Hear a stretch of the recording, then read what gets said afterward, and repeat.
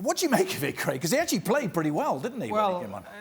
Look, at the end of the day, the old saying stands true here. If you make your bed, you have to lie on it. And unfortunately for Gareth Bale, his rhetoric towards Real Madrid and then the incident with the flag, however juvenile or childish or whatever, whether you think he should have got behind it or not, it doesn't matter. The fans of that club see and hear these things.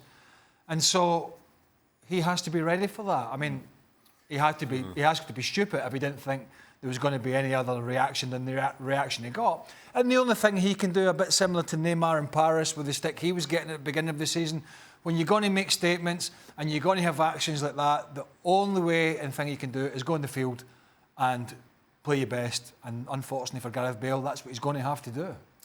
Go on, Shaka. I totally agree. Listen, there's a couple of things here. Gareth Bale had to know that he was going to come in for this and expected it. Yeah. I think his teammates did him a big favour in one regard in how they greeted him when he came on the field, and including how they interacted with him during the course of the game, which, as you say, he did play well. And ordinarily, I would say it's not an easy thing to get booed by your own fans, and it does play on your psyche after a while. But I'm starting to think that Gareth Bale is at the point that he just doesn't care anymore. He knows that he's got no future at the Bernabéu. He knows that he's prepared to sit there and do whatever, take whatever, until they decide to pay him up. And if the fans are this kind of vocal and animated towards him, maybe it forces Florentino Perez in terms of finding some kind of a amicable settlement. So he, as far as he's concerned, is on a no-lose. He's going to continue doing what he's doing. They can boo all he likes, but you better pay me. And until then, I'll just kind of keep on. I don't have any real big issue with these things, but I just wished from a personal perspective for him that he would just rise above some of this stuff and say, look, I understand I'm not a favourite of Zidane. I understand my relationship with the Spanish media and at times the Real Madrid fans has been a little frantic and a little boisterous. However, I'm just going to be as professional as I can and do the best I can until we all come to some sort of agreement. I think that would be a better stance for him to take. Jules, what did you make of it? Shaka touched on it. It was telling, wasn't it, the reaction of his teammates? I mean, they all went over to celebrate with him for the third goal that he'd set up and hadn't scored.